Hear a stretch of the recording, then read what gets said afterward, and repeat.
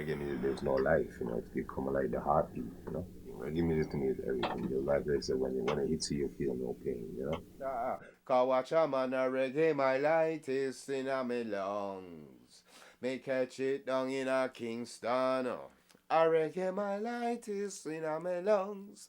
And they make a trip from a bad Jamaican. They blame it on the cable, on the radio station. I listen reggae music like me the island. I listen Nico D and Super Cat the Indian. I listen Amma Mount Stitchy and Papa San. I listen Muma Nancy and their rivals. Starts really in the ska era. So we're going back to the mid-60s.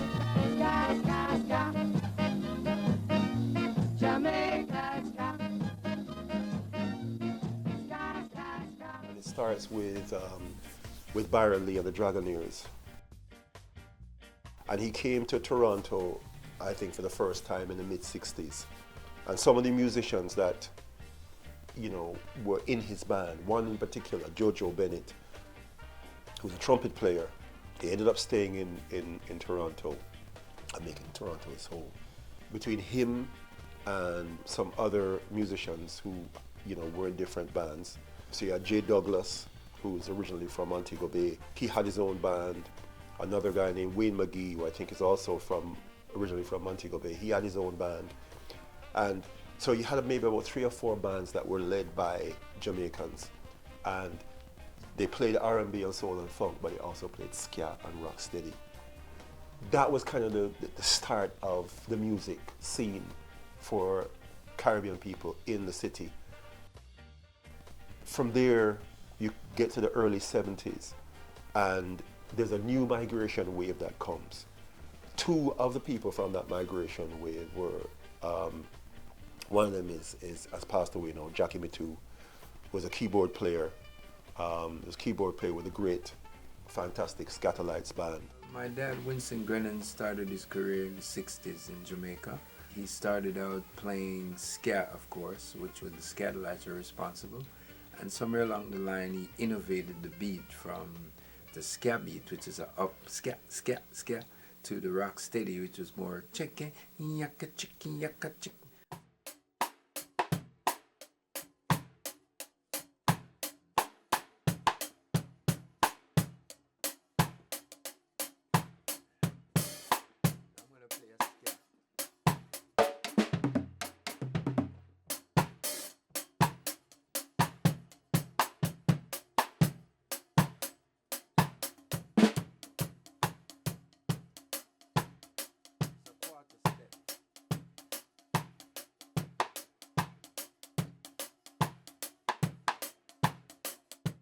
Jackie Mittoo, he sort of brought in the Hammond B3 now to make that organ talk to you, So these are the innovators along with my dad. By the time you get to the mid-70s, you get to the point where Bob Marley is already a world superstar. So this is the time when reggae is becoming an international phenomenon. So it's not just Bob Marley, it's also Peter Tosh, it's Judy Mott and Marcia that I mentioned before. It's Black Uhuru and Dennis Brown. These are some of the names that always make Toronto a stop along when they're doing their world tours.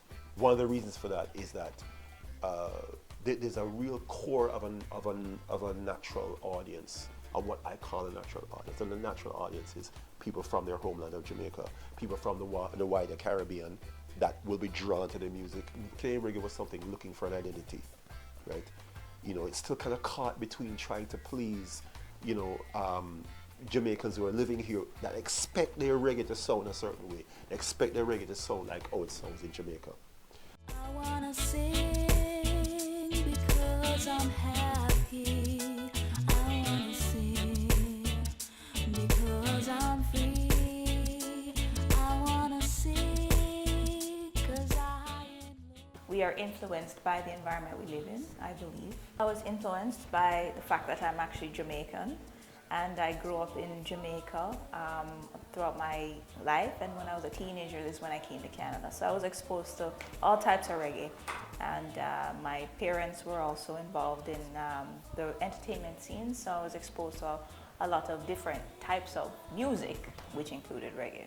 what I was exposed to here in Canada impacted how I wrote, the experiences I wrote about, and also the music that I heard somehow, maybe perhaps subliminally, ended up in my music as well. But like I said, the heartbeat or the foundation was always reggae, but everything else was like, let's try this, let's try that. But it was always reggae at the end of the day for me.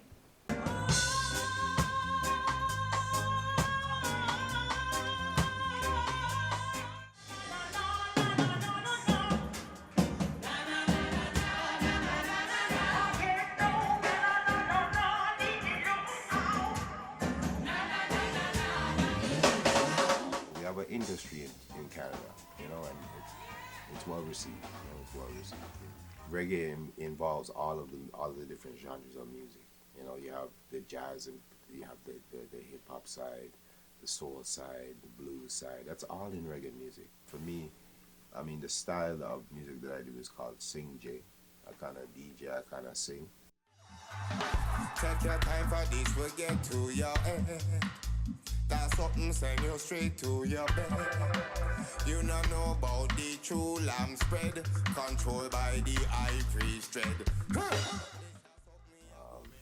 I write my own lyrics, and I write off of inspiration. I don't just write off of what I'm going through in life. Sometimes I could write about somebody else's life, or just what's happening in the world, or just the pain or the struggle. That's what reggae is about. It's about letting the people be aware of what they're not aware of, you know, sending that message, you know, whether it's good or bad, it's a message, you know, because to me, reggae is for the world.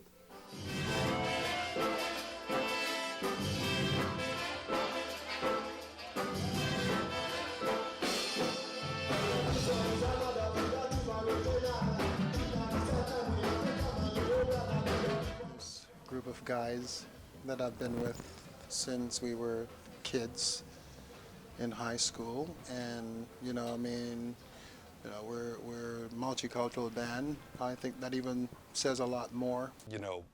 Nothing we do quite fits what you would describe as like Jamaican reggae or out of anywhere else. I mean, everybody contributes something different from their background. Anthony's got an Italian background.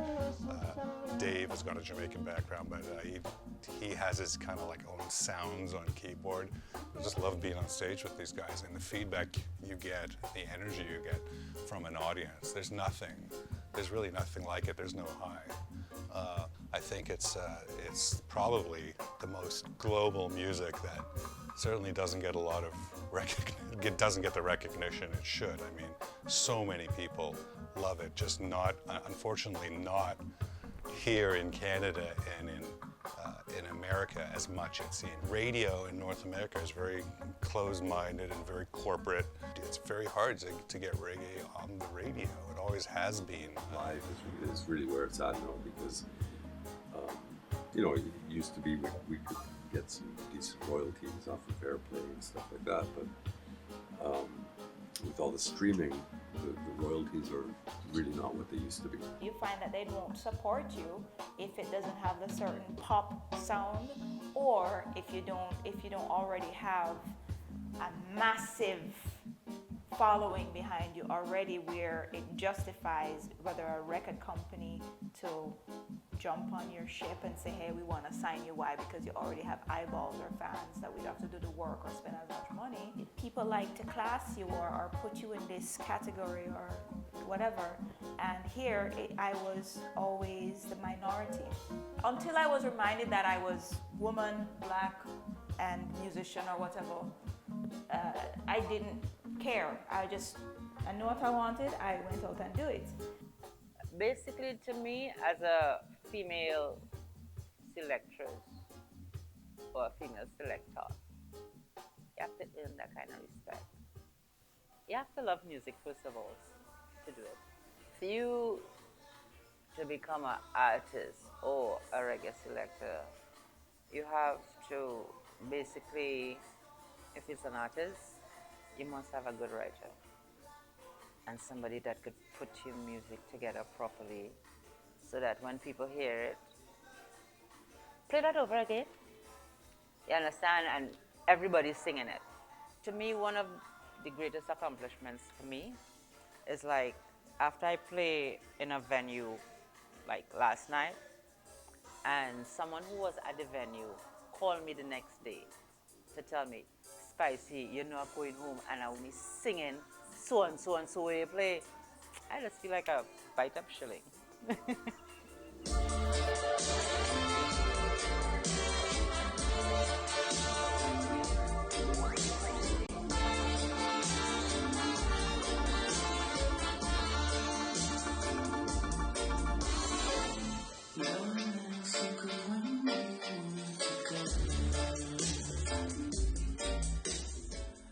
I would really, really like someone somewhere who has the financial ability to get like a venue or a center where, you know, that spot there, any day of the week you go,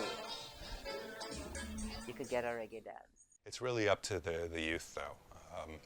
I don't know any reggae bands that are coming up with a bunch of young cats, and I think if there were a bunch of young guys, and there's certainly enough talented people around these days, that if someone were to do that, they would do really well. If Canada backs their artists like how every other country does, I'm sure we could actually make a big statement.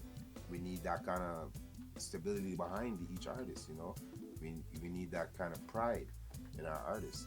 And once we have that pride in our artists and we're willing to push them to the top, because the people can push you to the top. It's not the artist that does it, it's the people that put you on top. You know, reach out to the young people. Come and learn to play some drums. Come and learn to play some keys. Reggae keys, reggae drums, reggae guitar, reggae bass. Because reggae is the heartbeat still, you know? So we really want to pass this on. Keeps you going, you know? In the times when things are not so easy in the world, reggae music helps us to get along in the world, you know? Yeah, and we love reggae and we not give it up.